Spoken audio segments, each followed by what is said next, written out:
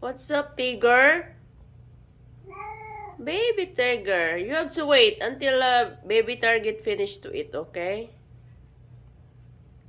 Hey guys. No, no fighting, no. Baby target. Come on.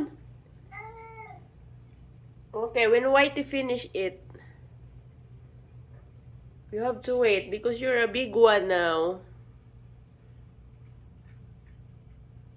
I just feed them inside, guys.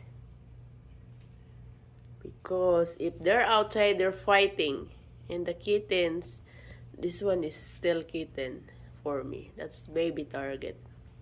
Hi, baby target. Come on. Oh, there you go. That's yours. That's yours, tiger. So I just hold the other can. So this one. So that they're fighting because there's a lot of cats now. And I'm still feeding them for regular food. But honestly, they like the canned goods. Hi, baby target. That's another baby target right there.